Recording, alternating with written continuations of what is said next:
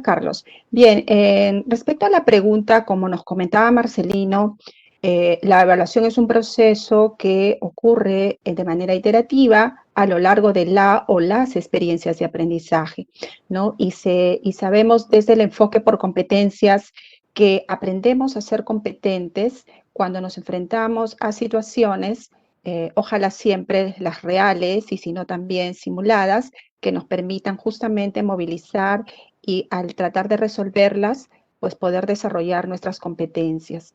Entonces vamos a ver el caso muy breve del profesor Juan, que ha planteado a partir de los recursos de Aprendo en Casa una experiencia de aprendizaje para sus estudiantes, ¿no?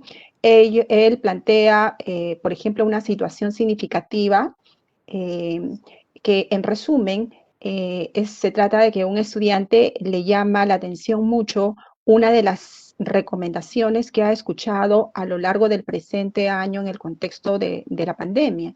Y la recomendación que más le llama la atención es hacer actividad física y está asociado al sobrepeso, ¿no? Ya sea por sedentarismo o por una alimentación en exceso en calorías. Entonces él empieza a reflexionar y se cuestiona qué relación hay realmente entre los componentes de los alimentos y el contenido de energía de los que acostumbra a consumir su familia, ¿no? Y que cómo podría promover o desarrollar evidencias científicas desde la actividad científica para probar o poder indagar los efectos de la práctica frecuente de los ejercicios físicos, ¿no? Entonces, a partir de esto, vemos que estas preguntas que ha planteado la situación están convocando a que las respuestas que produzcan los estudiantes sean originales, ¿no? No se va a parecer una respuesta a la otra, estas van a ser distintas y hago énfasis en esto porque más adelante esta idea nos va a servir para anclar un principio de la evaluación formativa.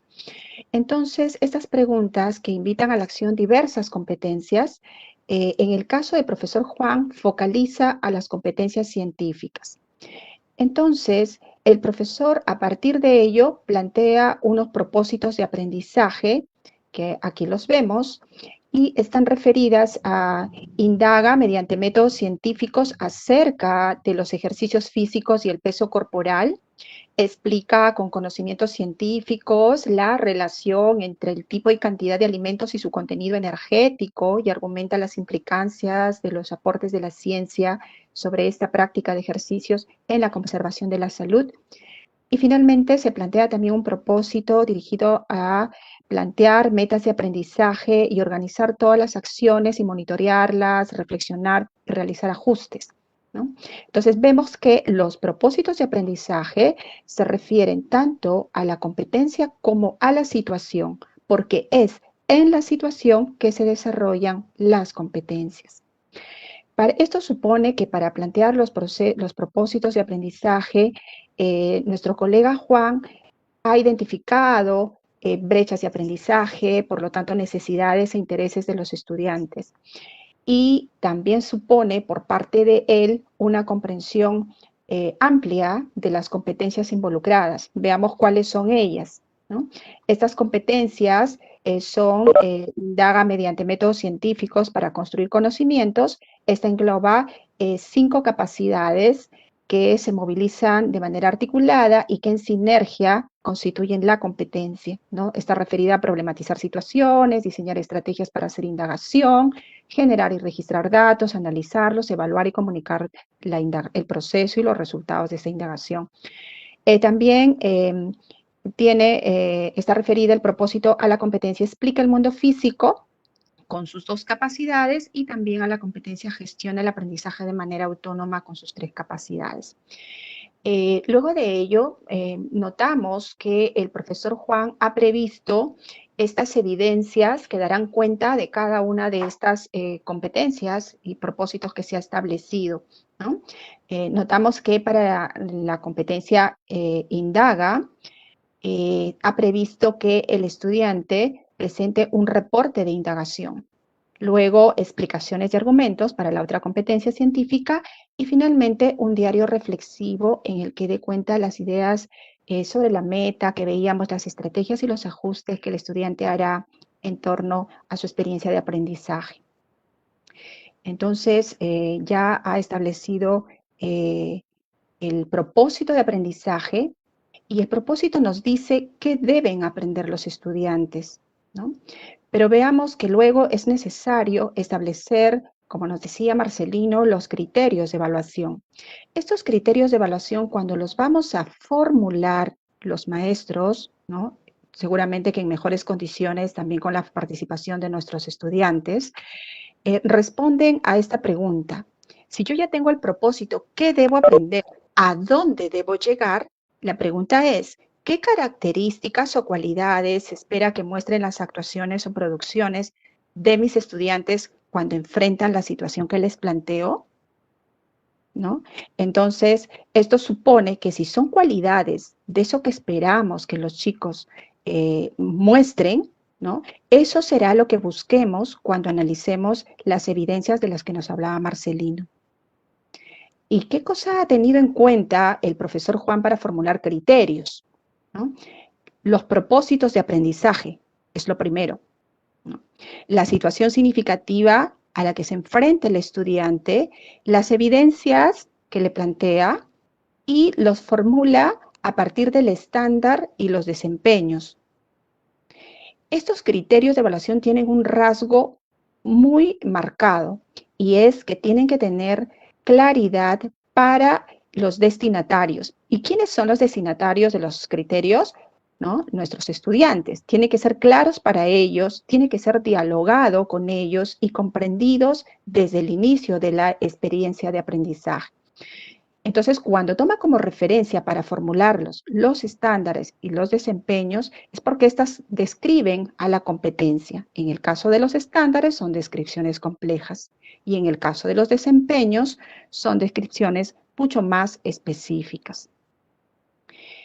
Ahora, si recordamos que el reto que nuestro colega Juan ha planteado a los estudiantes es que va a reflexionar sobre el contenido nutricional y el contenido energético que brindan los alimentos, porque le preocupa que haya una situación de sobrepeso al estudiante debido a que es una condición que se ha visto a lo largo de la coyuntura, que pone vulnerable a la persona no solo ante COVID-19, sino entre otras enfermedades. Entonces, va a generar respuestas abiertas, no se va a aparecer una respuesta a la otra. Recuerdan que les decía que esto es importante, saber que el reto va a generar respuestas auténticas, originales. Entonces, si eso es así y no hay un único proceso de solución para esos desafíos, los criterios de evaluación cumplen el propósito de guiar la evaluación de las actuaciones o producciones que tengan nuestros estudiantes. Puedo tener esa diversidad de evidencias, pero la mirada y el lente con el que yo los miro precisamente es lo mismo. Entonces, esos criterios de evaluación cumplen ese propósito. Ahora veamos como ejemplo los criterios que el profesor Juan plantea para la competencia indaga mediante métodos científicos para construir conocimientos. Aquí él los plantea, miren, de manera holística, y comprende las 5 capacidades que tiene esta competencia, ¿no? Entonces, incluso acá tiene una forma de poderlo presentar como en primera persona, porque el destinatario fundamental es el estudiante, ¿no? Claro que también nuestro propio docente. Entonces, si estos son sus criterios de evaluación, ¿quién y cuándo va a usar estos criterios de evaluación? Naturalmente, el colega Juan, ¿no? Y sus estudiantes. Al inicio de la experiencia de aprendizaje, porque deben saber qué cualidades, ¿no? Qué características va a tener esa actuación o qué se espera que muestren cuando va a presentar la evidencia.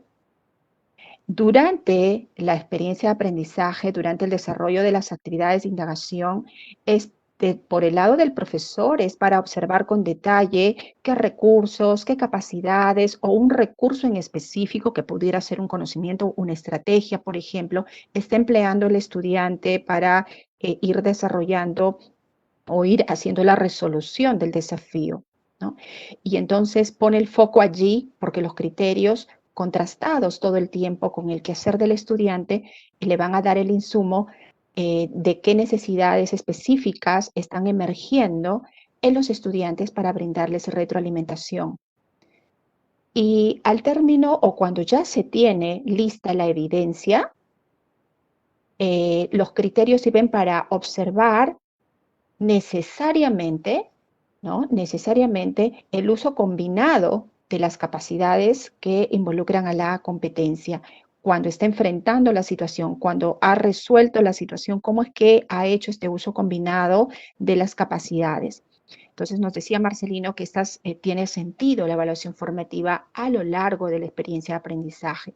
Entonces aquí vemos que el profesor Juan, cuando estén desarrollando sus actividades de indagación, entonces los estudiantes irán apoyándose para ir sabiendo si van por buen camino, ¿no? Entonces, cuando planteamos criterios de evaluación, nosotros tenemos que pensar que van a ser utilizados a lo largo de la experiencia de aprendizaje.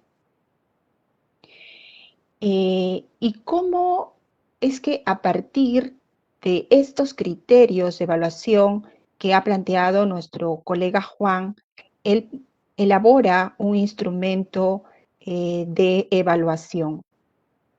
Si ya tiene, ¿no es cierto?, los criterios que son descripciones, otra vez, de lo que debe mostrar el estudiante, entonces es lo que esperamos ver.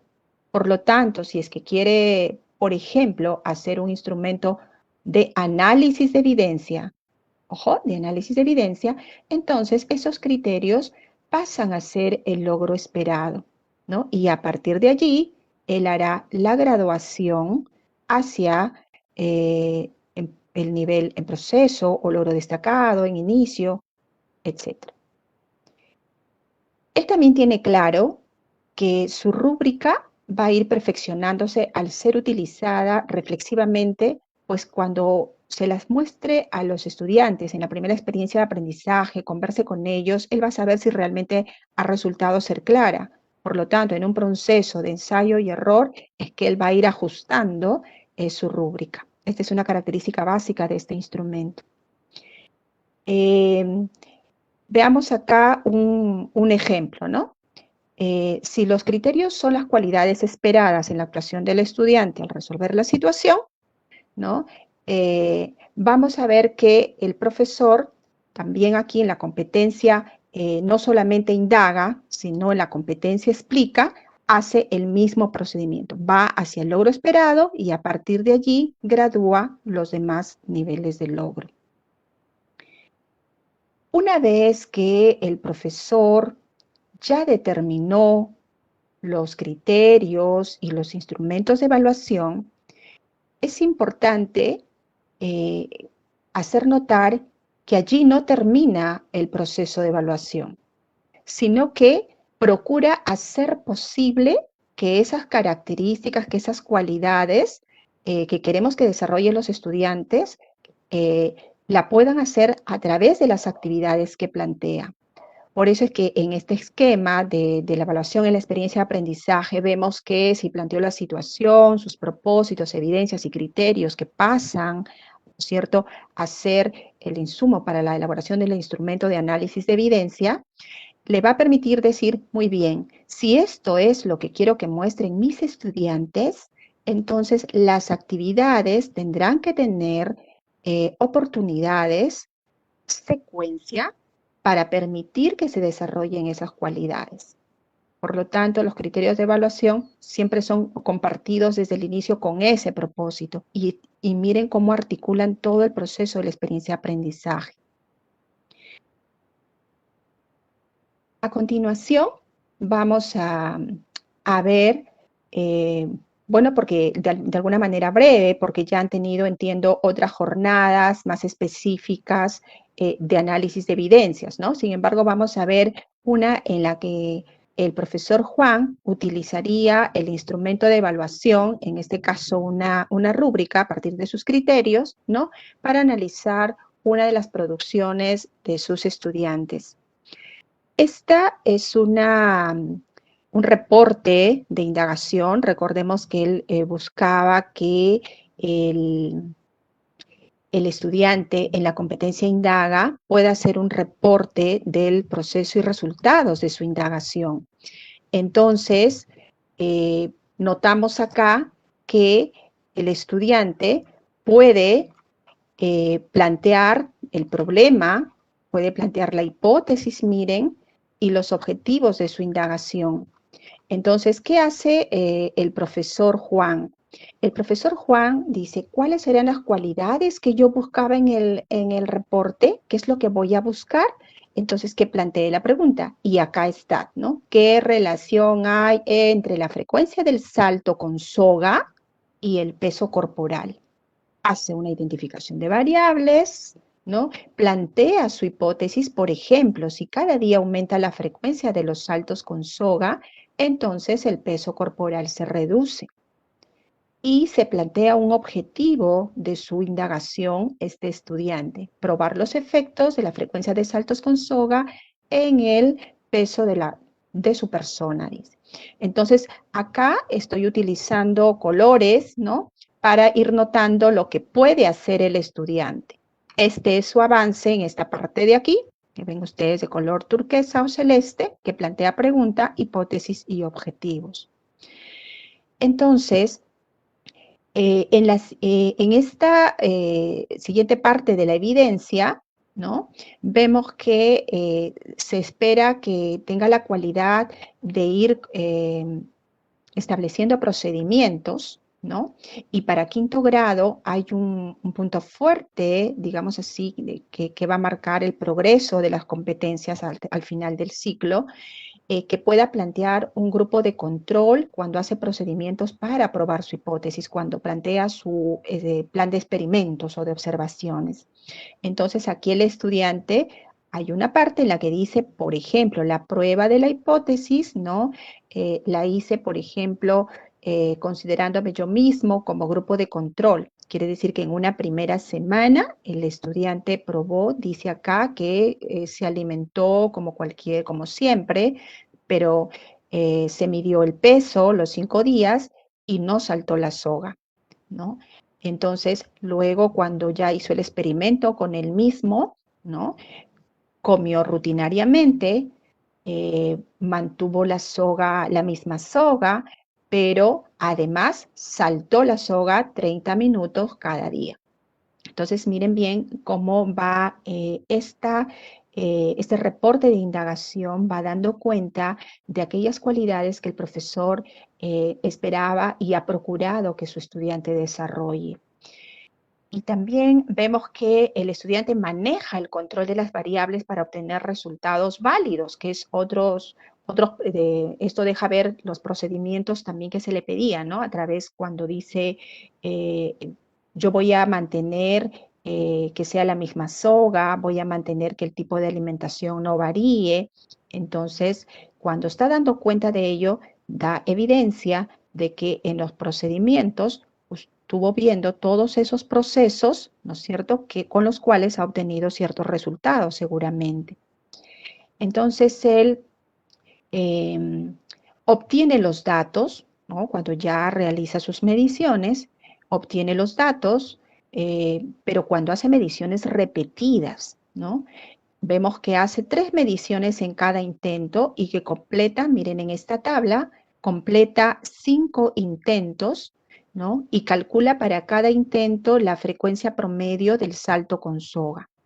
Aquí los organiza en la tabla y se ve que requiere que los grafique también, porque concluye aquí en esta parte con tabla nomás. Miren, 3 datos, saca cada medida de salto con soga en 2 minutos, luego lo divide y ya saca la frecuencia, ¿no? La frecuencia es el número de saltos por minuto.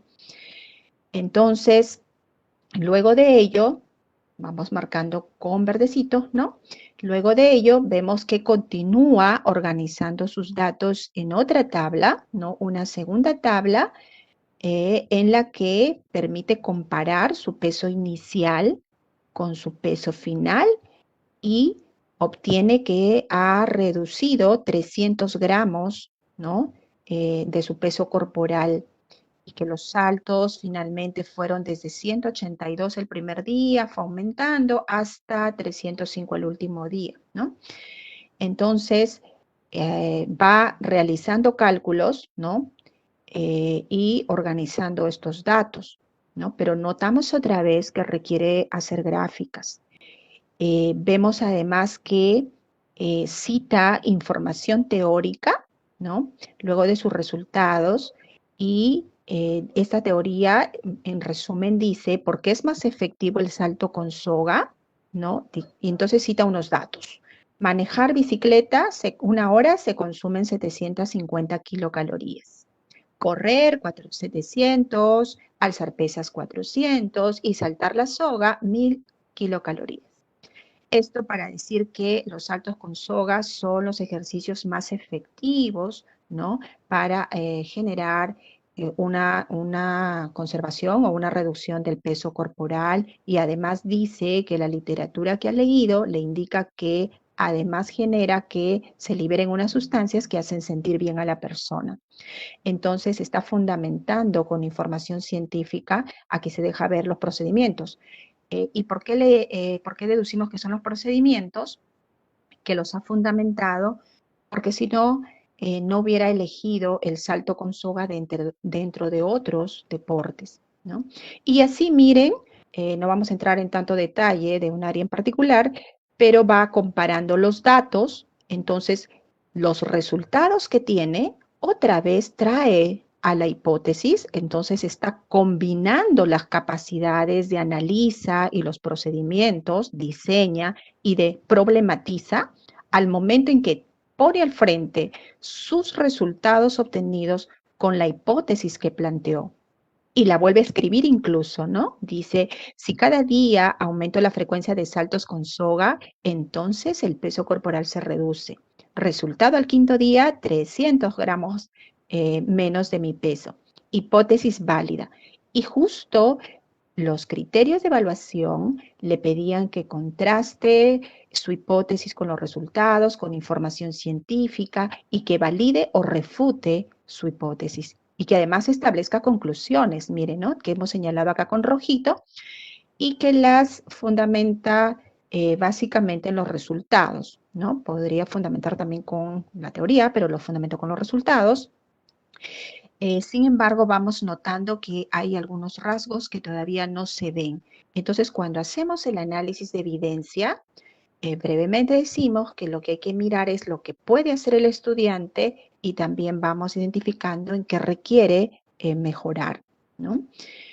Entonces, si habíamos dicho que en la rúbrica de evaluación los criterios de evaluación pasan a ser el nivel esperado de la competencia, observamos entonces que no alcanza el nivel esperado. Entonces el profesor podrá seguir virando, ¿no? Para poder ver en realidad qué es lo que necesita nuestro estudiante, hasta encontrar la ubicación con la descripción con la que más concuerde en su rúbrica con lo que puede hacer el estudiante. Y así, acá tenemos entonces cómo es que hace ese concordar, ¿no?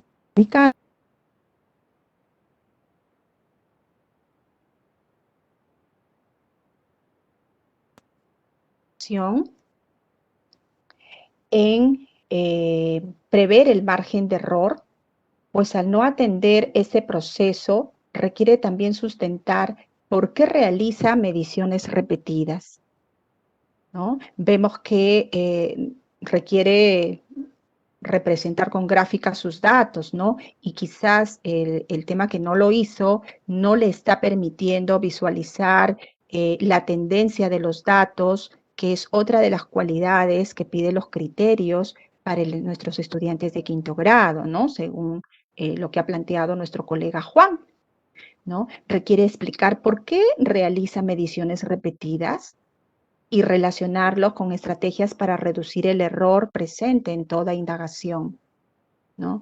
Entonces, Si estos son los aspectos donde más requiere retroalimentación, ¿no? Vemos que, fíjense, corresponde a ciertos aspectos de las capacidades, ¿no? Ponen problematiza, va bien, pero en diseño de estrategias hay un punto focal que requiere ser atendido con retroalimentación para que él prevea el margen de error, ¿no?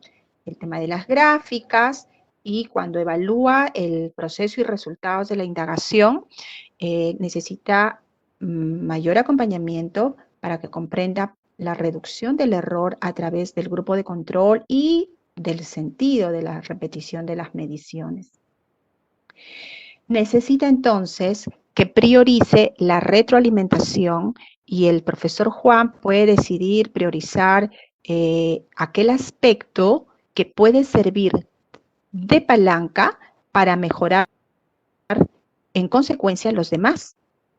Por ejemplo, para esos puntos focales que había identificado, ¿no? Él puede prever brindar retroalimentación en cuanto al error, porque si el estudiante, cuando hace sus procedimientos, prevé el margen de error, entonces va a poder descubrir el sentido de si se reduce ese error cuando establece un grupo de control, cuando hace mediciones repetidas, ¿no?